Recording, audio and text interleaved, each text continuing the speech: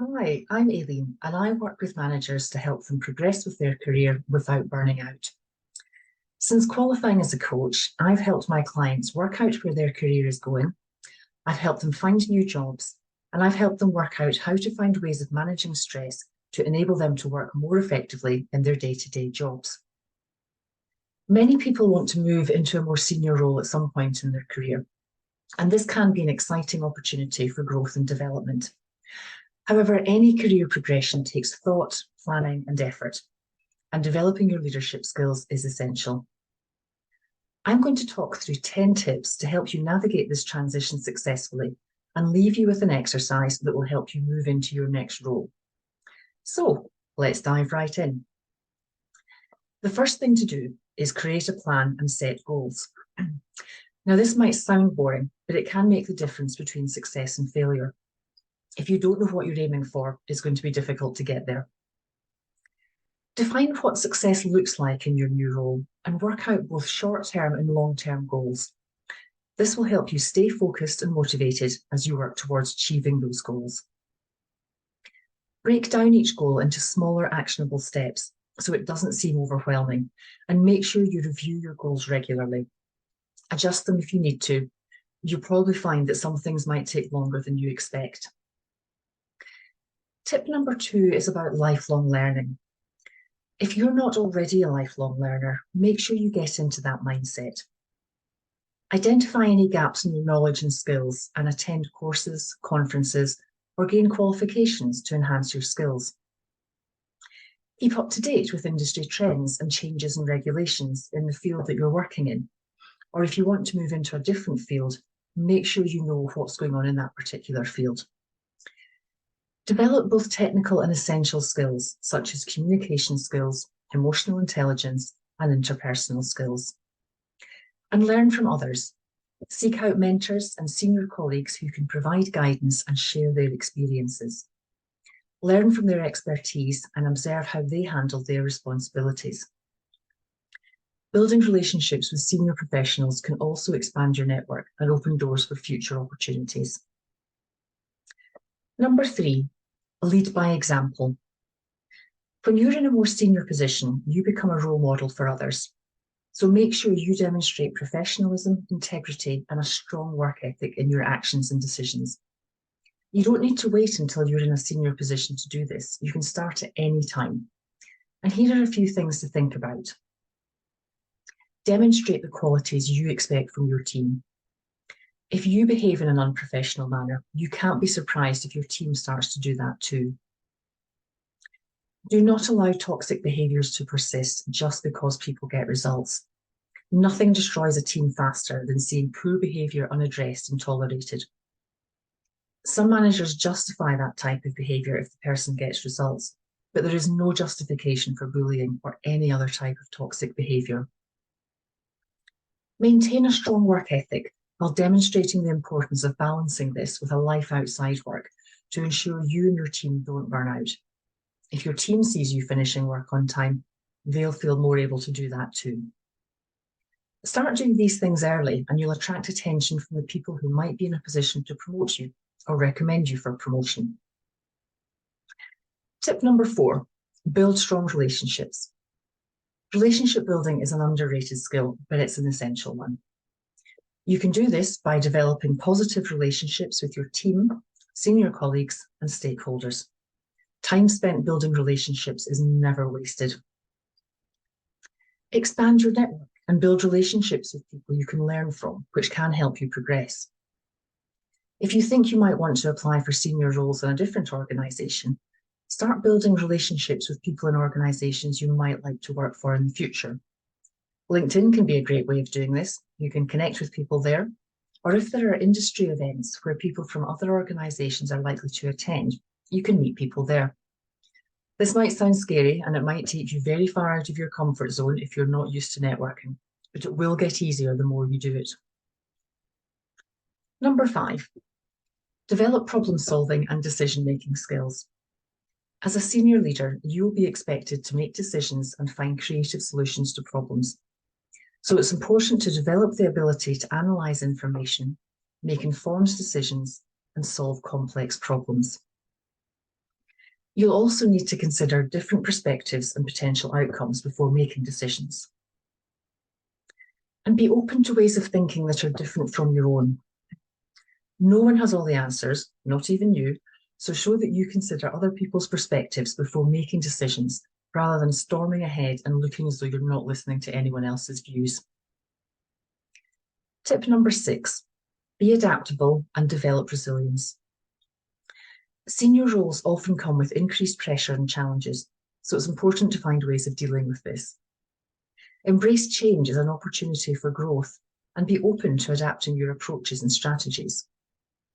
Stay resilient in the face of setbacks and challenges and adapt to changing circumstances. And develop ways of building your resilience by learning from failures. Being able to adapt after things go wrong will help you build resilience. You won't always bounce back quickly, but if you learn from mistakes or failures, this will help you adapt and be able to carry on. Tip number 7. This might sound like a really obvious one, but communicate effectively. Effective communication is essential in any role, and particularly in senior ones, where you might have to deliver difficult messages clearly and in a way that everyone understands. You will need strong written and verbal communication skills, and it's important that you convey your ideas clearly, listen actively, and provide constructive feedback to your team members. Adapt your communication style to your audience and the situation, and practice active and empathetic listening. People are more likely to listen if they can see you're listening to them. Listen actively to colleagues and stakeholders to understand their perspectives and demonstrate that you're taking their views into account. Tip number 8, think strategically. This is one that people often get wrong or they fall short as they move into more senior positions and they don't take the time to get to know the organisation's strategic objectives or read and become familiar with the business plan. And this is important because transitioning to a senior role often involves more strategic responsibilities. So make sure you keep up to date with your organisation's business plan, or if applying for jobs at other organisations, ensure that you're familiar with their business plan and strategic objectives. This information is often available on company websites or annual reports, so usually you don't have to look too far to find it. Ensure that you understand the broader goals of your current organisation or ones you're thinking of applying to. Think long-term and align your actions with the organisation's strategic objectives. And identify opportunities for improvement and innovation. If you can show you're thinking of ways of improving the way the organisation works and you can be creative in your thinking, you'll be in a good position to progress. Number 9, develop emotional intelligence. This is often described as a soft skill, but it's an essential one. You will fail in senior positions if you don't have self-awareness. Self-awareness is about understanding and managing your own emotions, as well as recognising the emotions of those around you. Spend time getting to know yourself and understand how you react to situations and what your triggers are. This will help you develop self-awareness, which you can use to help you build positive relationships. Once you have a good understanding of your triggers, you can ensure you don't react to them. Use emotional intelligence to manage conflict and find resolutions. This will be easier if you're able to recognise other people's emotions and how to respond to them. Remember that you can't control other people's reactions, but you can control how you respond to them. And tip number 10, delegate and empower others.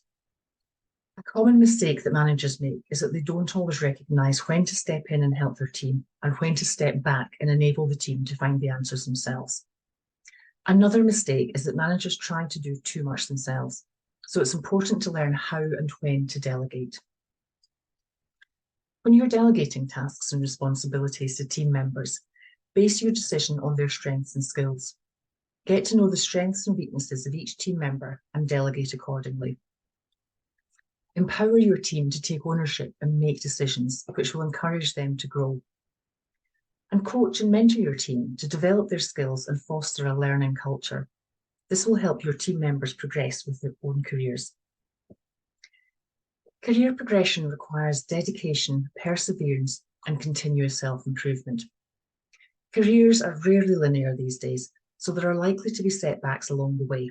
But by developing your skills, demonstrating effective leadership, and fostering positive relationships, you can pave the way for a successful career.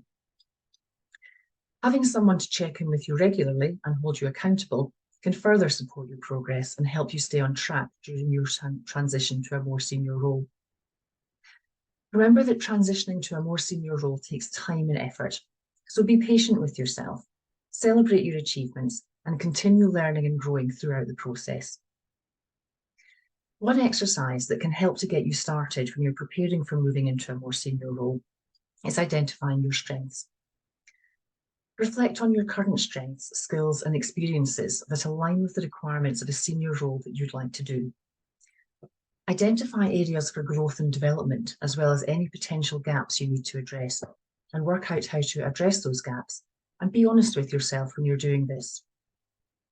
Once you've identified your skills, rate your proficiency in each area and identify which skills you need to improve or acquire. Seek opportunities for growth, such as additional training or taking on assignments which will stretch you. Remember to consider what skills you want to use, as you may be good at something but not particularly enjoy it. So it's important to be clear in your own mind about the skills you want to use in another role, not just how proficient you are in each one. Once you have a clear idea of your skills, you can put a plan together which will list what you need to do to improve any skills where you feel there's a gap, and how you will gain any knowledge you feel is missing, whether that's through formal training or qualifications, gaining new experiences, or finding a mentor.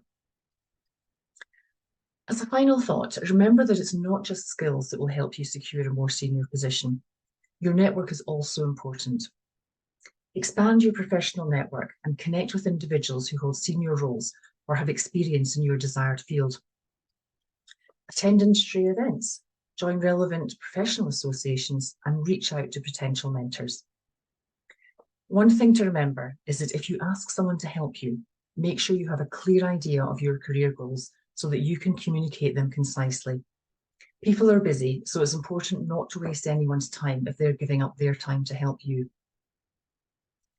So after considering all the tips that can help you progress to a more senior position, what could hold you back? One of the things that can hold people back when they start thinking about moving into a more senior role is confidence or self-belief. They tell themselves that they don't have the skills or ability to work at a more senior level. This can really hold them back. Identifying your skills and previous achievements is a good first step.